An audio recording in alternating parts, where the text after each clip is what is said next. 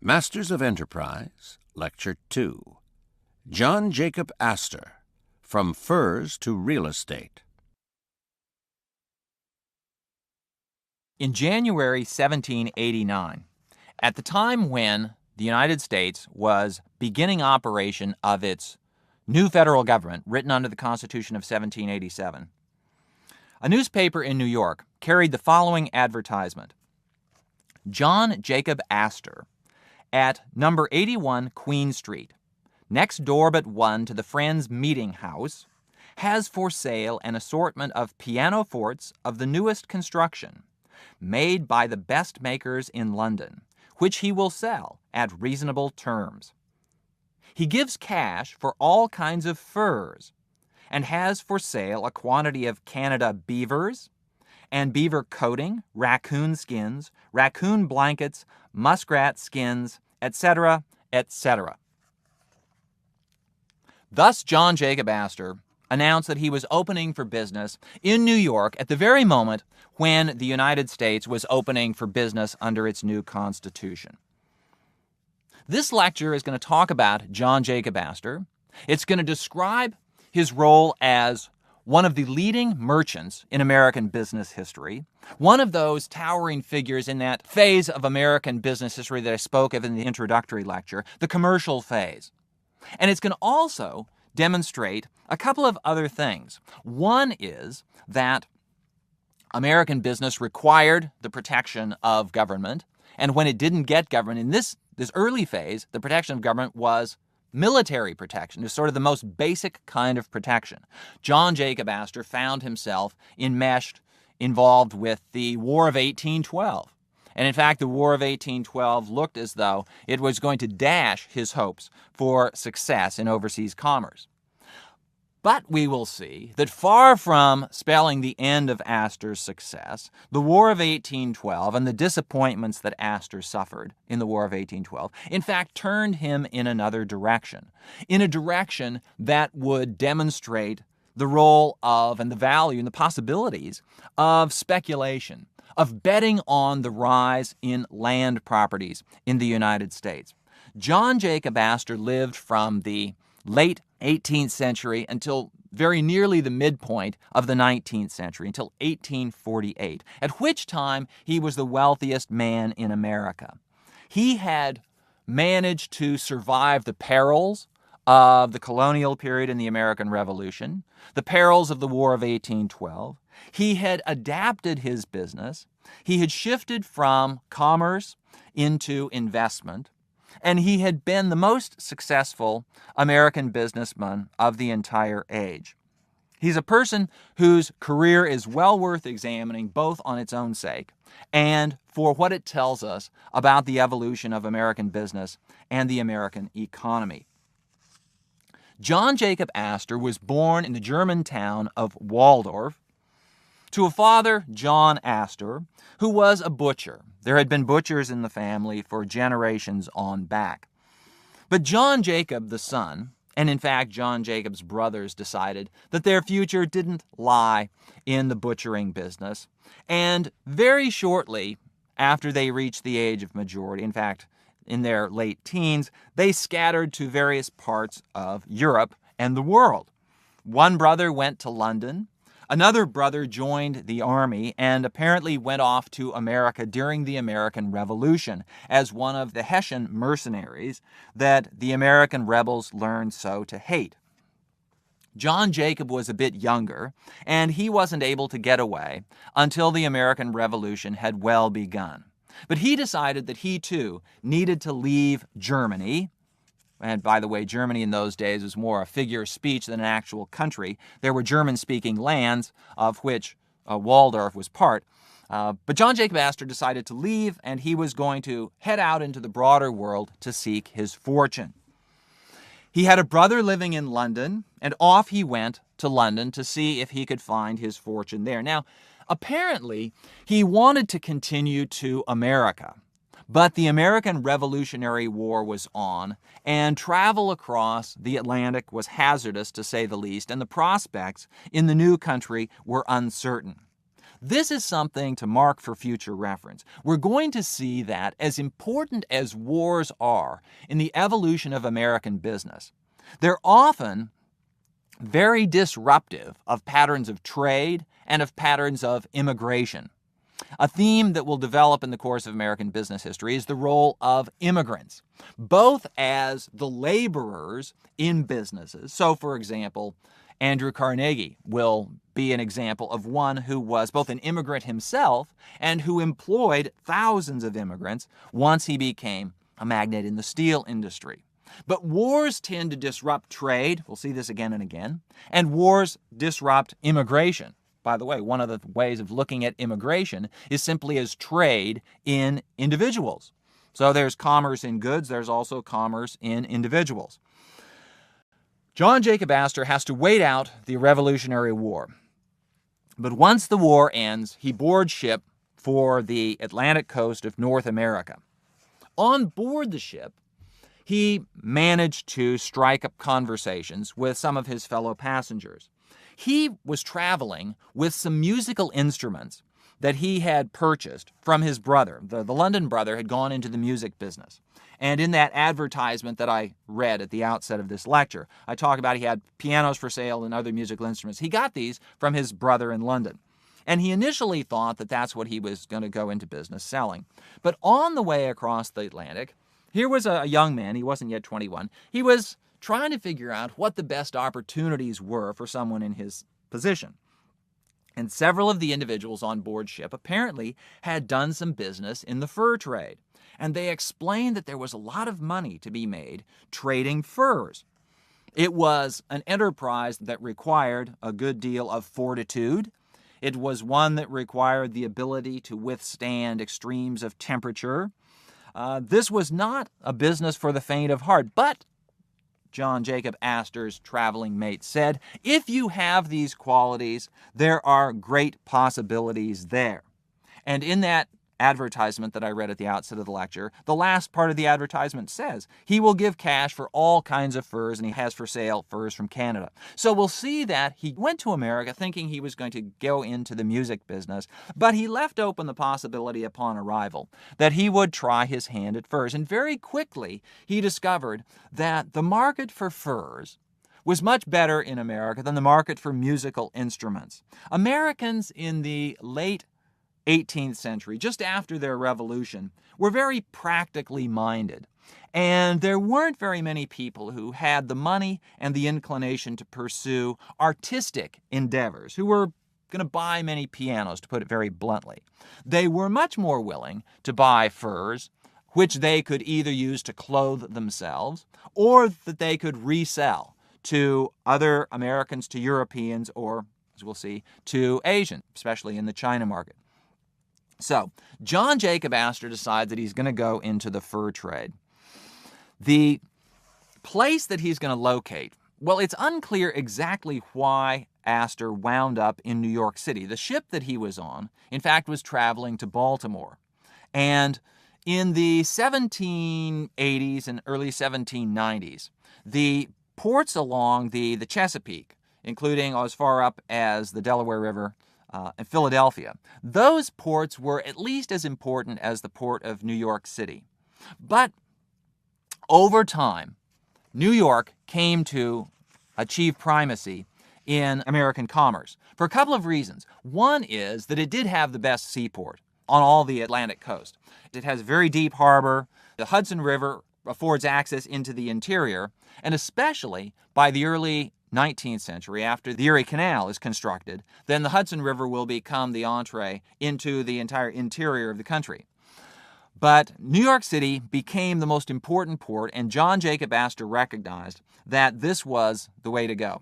The Hudson River, which comes down into New York, gave access in particular for one like Astor, who was engaging in the fur trade. It gave access to upstate New York and to Canada, which was where the fur trade was primarily located in the 1790s and early part of the 19th century.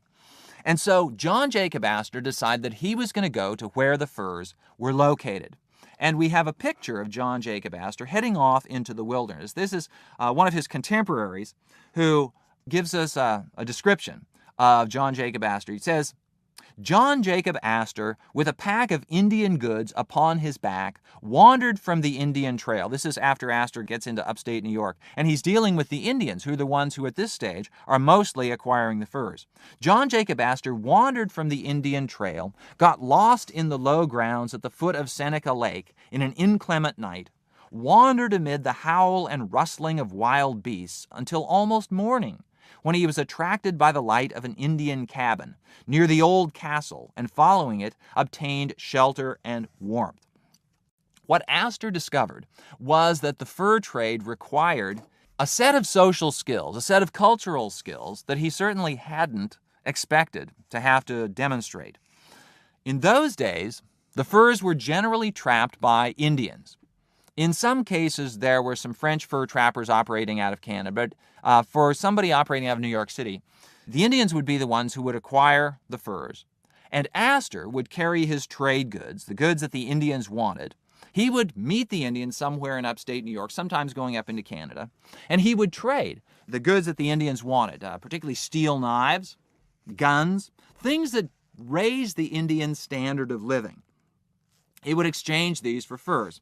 And here, when I'm talking about American business history, most of the people that I'm going to focus on are going to be individuals sort of in the mainstream of American culture and society. But it's important to bear in mind that American businesses touch the lives of everybody in North America, and probably their effect on American Indians, on the Native Americans, may have been greater. American business's effect on the Indians may have been greater than the effects of American business on just about anybody else. It's not an exaggeration to say that through trade with the Europeans and then the Americans, through trade with the colonists and then the independent Americans, the Indians absolutely revolutionized their standard of living. They changed their life. It's very easy, knowing what we know of what happened over the next 150 years, to think that the Indians were always resentful and resisting of European and then American influence. In fact, this was far from the truth. The Indians engaged in trade with the Americans as fully cooperative, fully independent agents. They didn't have to do business with John Jacob Astor, but they chose to. And the reason they chose to do business with Astor was that he had things that they wanted.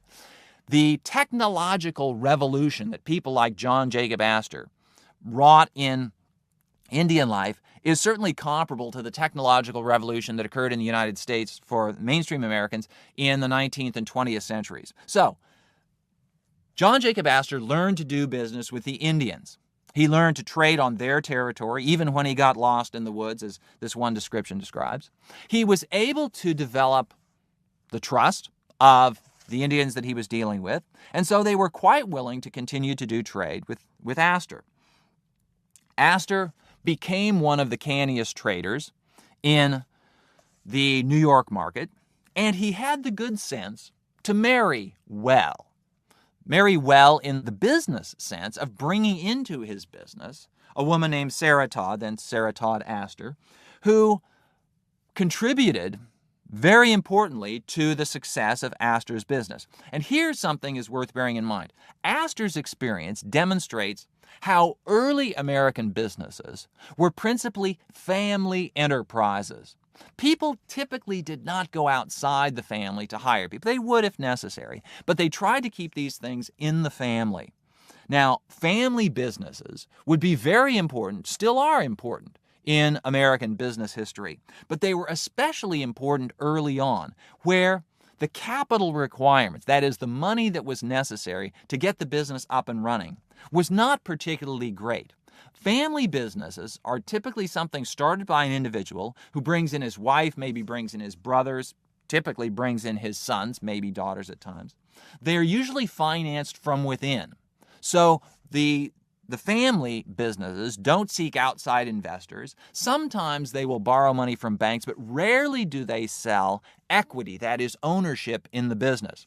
And Astor's is a very good example of this. And Sarah Todd Astor, his wife, was a very good example of the kinds of skills that someone could bring. It was soon no secret around New York that Sarah Todd Astor was much better at appraising furs than John Jacob Astor himself was.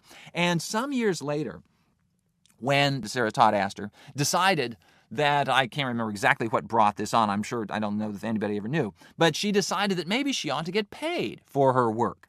And in fact, she insisted that she should be paid $500 an hour.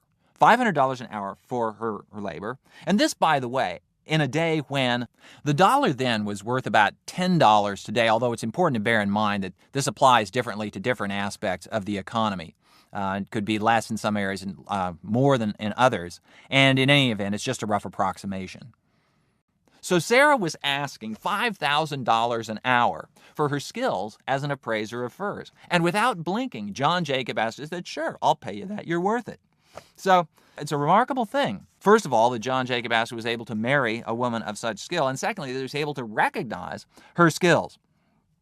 Anyhow, Astor soon has control of a large part of the fur trade in New York City. And he has to figure out what he's going to do with these furs. Originally, he trades simply on a local basis. But being an ambitious young man, and by the way, this is something that we'll have to keep in mind regarding all of the entrepreneurs we look at. And a fundamental aspect of very large-scale business success in American life is a very large ambition. Oftentimes, these individuals don't start out thinking that they're going to conquer the world of business, but as one success leads to another, they realize that they like the idea of success, they like the feeling of success, they like the rewards of success, and they keep trying to take their success into a larger arena. So John Jacob Astor decided that he was going to, first of all, expand the area in which he was going to collect furs, and so he began to send agents of his into a larger and larger area. They went not simply in upstate New York, but they went into the Ohio Valley. They went out onto the plains. They ultimately went out into the Rocky Mountains. At the same time, Astor is trying to find new markets for his furs. John Jacob Astor was one of the early American merchants who traded to China. Here a word is in order about the China trade. That's what it was called in those days, the China trade. And it involved American merchants, ship captains, sailing out of New York City, out of Boston, and there was a comparable trade from London and the ports of Europe. But the New York and Boston merchants went off to China in the 1780s and 1790s, seeking primarily the luxury goods that the Chinese had for sale: silk, jade, tea, the sort of things that people would pay top dollar for in the United States and in the markets of Europe. But there was a problem that emerged almost from the beginning. It was a problem that, when observed in macroeconomic terms, could be described as a problem in the balance of trade. The Chinese were selling goods to the Americans and to the Europeans, but they weren't buying much from the Americans. Now, in global terms, in large-scale terms, this was, you could talk about a trade deficit. And this would have an adverse impact on the United States if it were allowed to persist for a long period of time. At the microeconomic scale, at the scale of the firm in particular, for John Jacob Astor, the problem of this trade deficit gave rise to a problem in filling up his ships going out to China. The Chinese were willing to sell goods to the United States, but they didn't have much that they wanted to buy from the United States. To some degree, this was a policy decision of the Chinese government. The Chinese government took the position that there is nothing that the Americans have to sell us that we really want or need. To some degree, it was simply a matter of markets that needed to be cultivated and developed.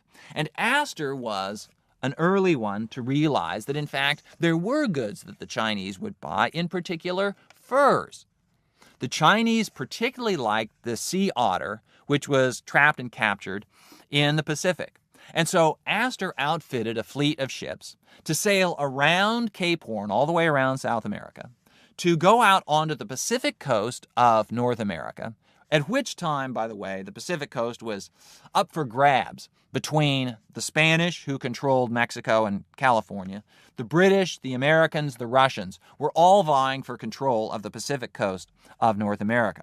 Astor established trading colonies out there, and his traders acquired otter furs, which they would then carry to China and trade for tea, silk, jade, the sort of things the Chinese had to sell. It was a way of making a profit with his ships going in both directions. He could make a profit on the goods he was selling going out. He could make a profit on the goods he was buying to bring back. Now, in fact, the British were the first ones to hit upon another item that the Chinese might want to buy, and this was opium. Opium that was grown in British India that the British began exporting to China. It was at a time when it was legal enough, and John Jacob Astor seems to have gotten in on the opium trade as well. Now, whether Americans generally are proud of the fact that one of the leading early businessmen made a bunch of money in the international drug trade is something, I suppose, that historians might want to debate. But in fact, Astor did trade opium as well as furs to China. He made a whole bunch of money.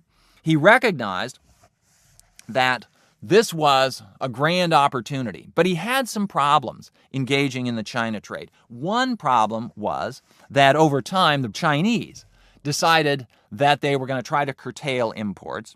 But another problem developed during the War of 1812, when Astor was doing this overseas business, and one of his principal fur trading establishments was, located at what is now called the town of Astoria, the city of Astoria in Oregon at the mouth of the Columbia River. Astor was modest enough to name this town after himself. And when the War of 1812 broke out, Astoria was utterly at the mercy of the British Navy. The United States Navy hardly existed, and it had no ships at all on the Pacific coast. When the British didn't have much of a presence in the Pacific, but their one or two ships were more than what the United States had. And so Astor lost control of Astoria during the War of 1812. And this marked the beginning of the end of his career as a fur trader. There was another problem, a more structural problem, and that had to do with the fact that the fur traders were simply trapping out all of the furs.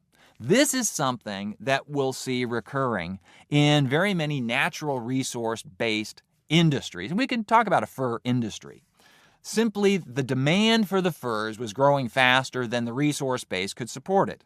And the trappers were having to go farther and farther into the mountains to collect the furs, which was driving up the prices. The beaver were disappearing. The otter were disappearing. And so the cost side of Astor's equation kept getting worse and worse. But what really did in Astor as a fur trader was something that no one could have foreseen. And in fact, this is something else that's going to recur as we examine American business history. There are all sorts of things that kind of are dropped in on the businessmen just out of the blue, something they couldn't have expected. And this was, of all things, a change in fashion tastes. One of the principal items that the beaver pelts that provided Astor's principal product were used for felt hats. The soft inner fur of the beaver was pounded into this particular kind of felt that was then used to make hats. And beaver hats were all the rage in the cities of the east coast of the United States and especially in Europe, especially in England. Well, for whatever reason, gentlemen in New York and in London and in Boston decided they were tired of wearing beaver hats. And they went for another kind of hat that didn't require beaver furs. And so all of a sudden, while the production side, the resource base of the fur trade was declining, the demand side, the customer base, was absolutely collapsing.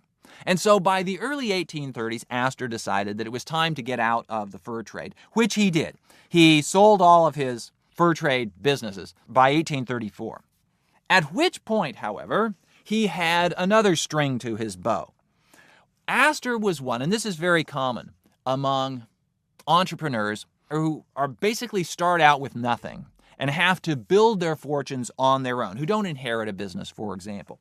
Astor was constantly looking for new ways of making money. Partly it was because, at least at first, he couldn't find profitable enough outlets for the profits he was making in the fur trade. But some of it had to do with the fact that he recognized that things were changing. and he wanted to be prepared for whatever change came along. The new outlet for Astor's investment was land. Land in New York City. Well, actually, Astor first started investing in upstate New York, but those investments didn't go very well, and he decided that it was probably better to invest closer to home. And so he began purchasing lots in New York. Now, it's perhaps worth noting that New York in those days was very different from the New York of today. New York City in the early 19th century was clustered around the foot of Manhattan, the southern end of Manhattan Island. And it took a great deal of foresight to realize that one day New York City would fill up all of Manhattan Island and much of the surrounding area as well. But John Jacob Astor was one who had that kind of foresight. And so he began investing in property that, by the terms of the day, was way out in the country. This was property that was up in, Greenwich Village, and what's now Greenwich Village. This was property up toward Midtown. Things that it looked as though would require generations for the boundaries of New York City to approach. But Astor realized that there was a future for New York City, and so he decided to invest very heavily in the future of New York City. One of Astor's associates described his approach to property purchases. It's a fairly long quote that I'm going to read, but I think it's worth reading in its entirety for what it shows about Astor. Here's the quote. When he had first trod the streets of New York in 1784, the city was a snug, leafy place of 25,000 inhabitants, situated at the extremity of the island, mostly below Cortlandt Street. In 1800, when he began to have money to invest, the city had more than doubled in population and had advanced nearly a mile up the island. Now, Astor was a shrewd calculator of the future. No reason appeared why New York should not repeat this doubling game and this mile of extension every 15 years. He acted upon the supposition and fell into the habit of buying land and lots just beyond the verge of the city. One little anecdote, here's the quote continues, one little anecdote will show the wisdom of this proceeding. He sold a lot in the vicinity of Wall Street, which, by the way, Astor had purchased around 1802, about the year 1810 for $8,000, which was supposed to be somewhat under its value. The purchaser, after the papers were signed, seemed disposed to chuckle over his bargain. "Why, Mr. Astor," said he, "in a few years this lot will be worth $12,000. "Ah, very true," replied Astor, "but now you shall see what I will do with this money. With $8,000 I buy 80 lots above Canal Street. By the time your lot is worth $12,000, my 80 lots will be worth $80,000, which proved to be the fact. And that's the end of the quote. Now, Astor continued to invest in New York real estate through the 1820s and 1830s. In 1837 occurred one of the first and most serious calamities in the history of the American economy, what in the 19th century were called panics. They were called panics because they typically originated in the financial side of the American economy. When people lost faith in their banks, they lost faith in the value of the bank notes that the banks issued, and all of a sudden, debts came due, people couldn't pay, and there was almost literally a panic in the financial markets.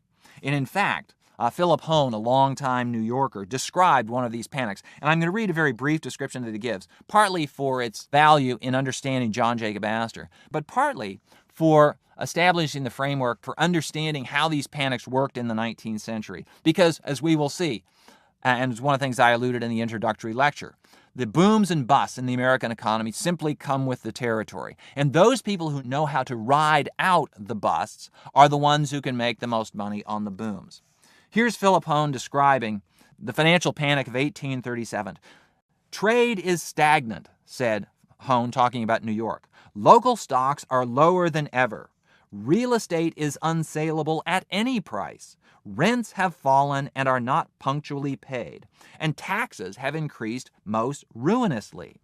The pressure is severe enough upon the owners of houses and stores who are out of debt, but if the property is mortgaged and the 7% interest must regularly be paid, God help the owners."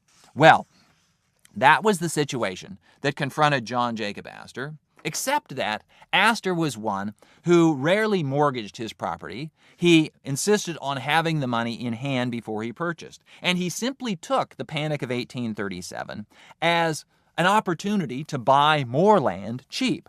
He continued to do so into the 1840s until by the mid-1840s he was the wealthiest man in New York and quite probably the wealthiest man in all of America.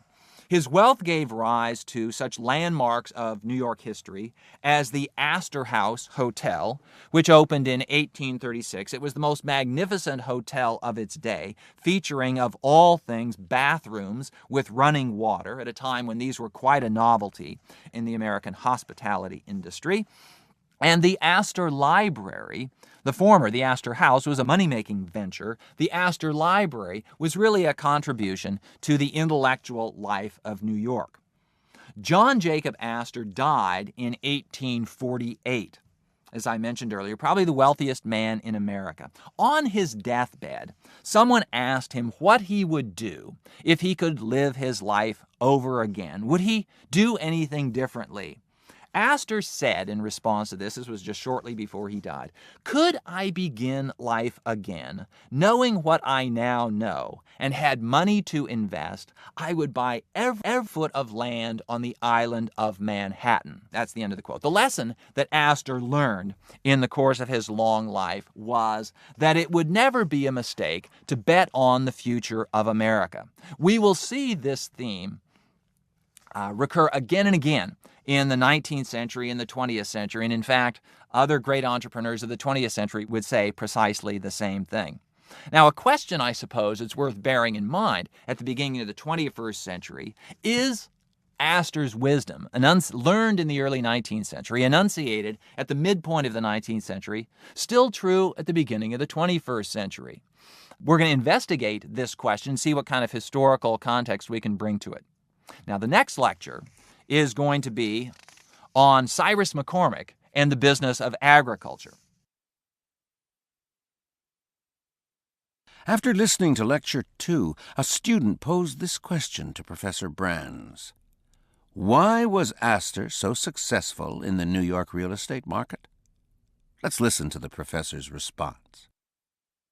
Well, one of the secrets of Astor's investing in New York land was that he got in ahead of other people. So he had more foresight than other people did. And he was able to buy when property values were still pretty low.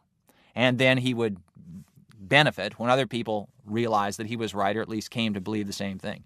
The other thing that Astor had going for him was that he had all sorts of profits coming in from his fur trade, from the trade with China. And so he had large amounts of money to invest.